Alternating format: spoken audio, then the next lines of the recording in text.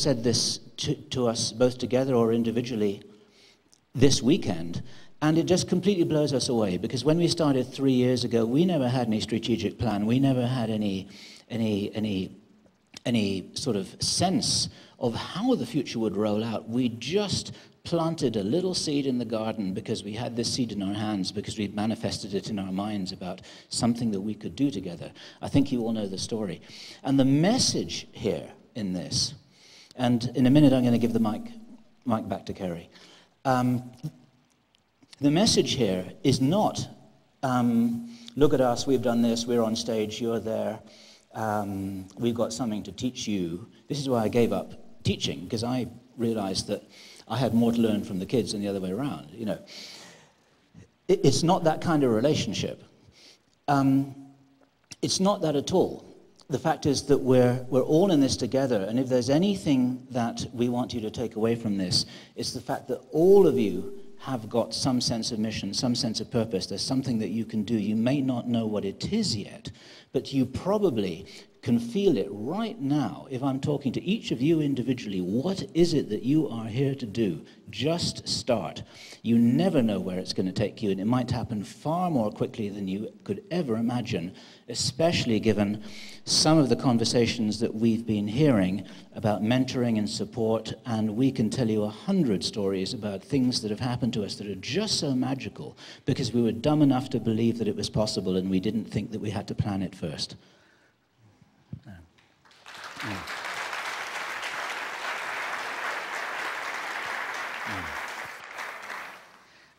There's interesting, I had a very short chat with someone in the ladies' room right before I came over here, and they were saying that they were really shocked by our Stephen Greer interview, the reaction out there, as we were actually.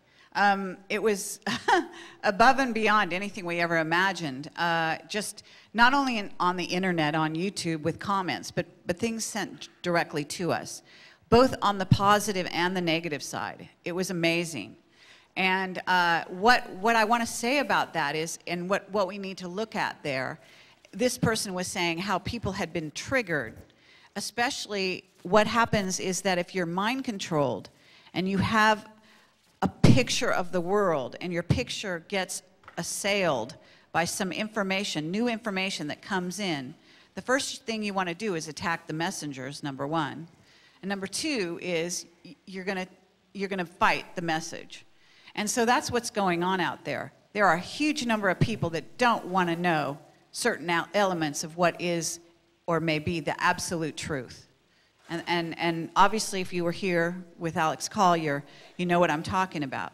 And these things are hard to deal with, okay? Because we're here on the earth. You want to have a nice, beautiful view of the future. And when you talk to David Wilcock, at the end of that, I'm sure you will. And we love David, and we agree with him for the most part.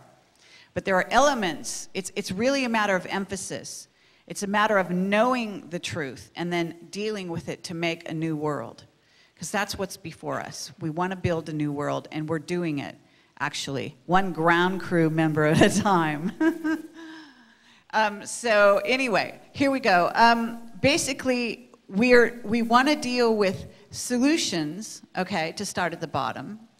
And what's the plot? And once you know the plot, then you begin to form your own, so you can make an educated guess, an educated plan about what to do with your future and what to do, who to talk to, where to put your energy, because you have a limited time on Earth. And on top of that, we have a limited time as things are ramping up between now and 2012 and going into 2017, you know, up until 2017 is what I understand to be the window. Seems to be a consensus there. That doesn't mean it's gospel, but it feels right. And that's actually something you're going to have to get used to, I think, in the shift, which is something that I called flying blind. At times, you have to fly blind. That doesn't mean you are blind. It means you can't see straight ahead of you as to what the next thing is and the next thing. You have to actually make a plan, use your intent, and then just put it out there. And so that's what Bill's talking about.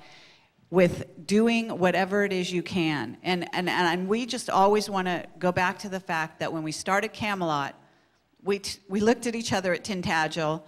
We were both very moved by the connection we'd made and the fact that we both were completely aligned in what needed to happen. We wanted disclosure, period. We wanted the truth out there, period. That's it. And we decided we'll put our skills together, we'll go out and interview whistleblowers, and boom, we did it. And we didn't even know whether 2 people would come to the website. And now look at this. It's crazy. It's amazing.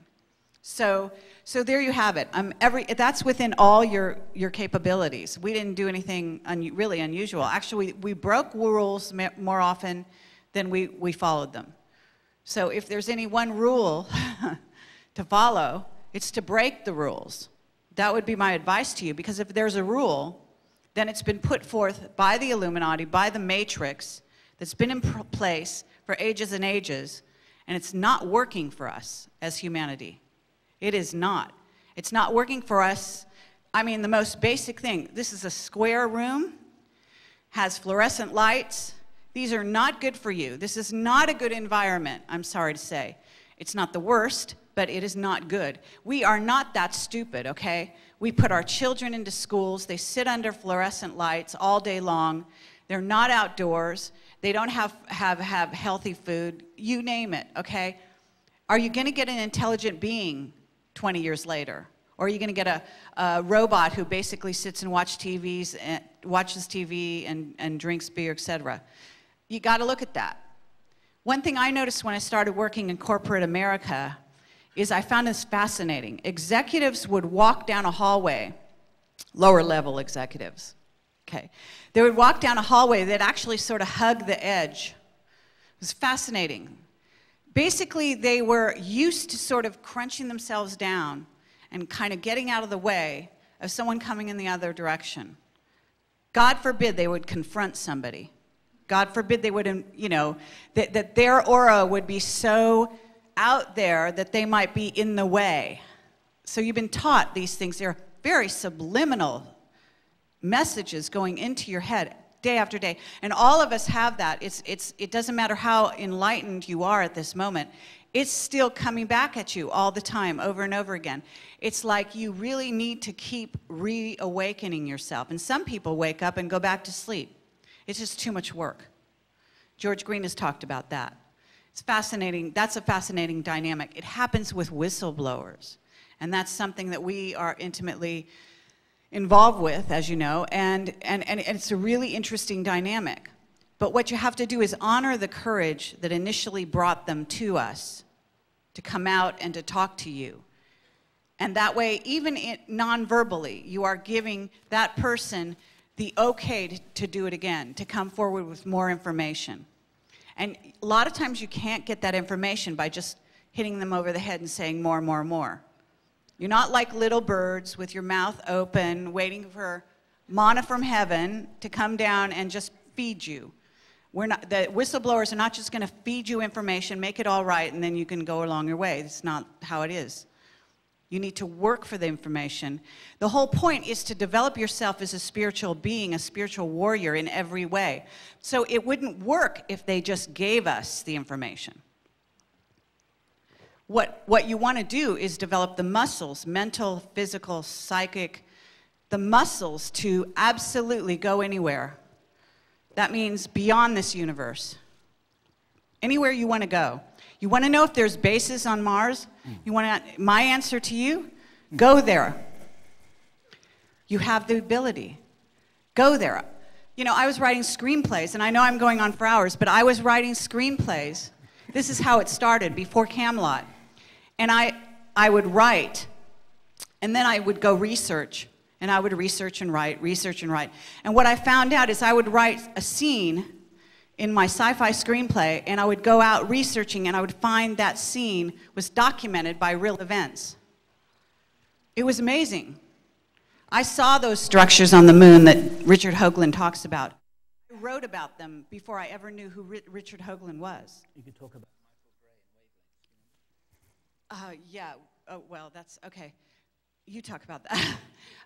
No, but so what I'm saying is, really, we're all remote viewers.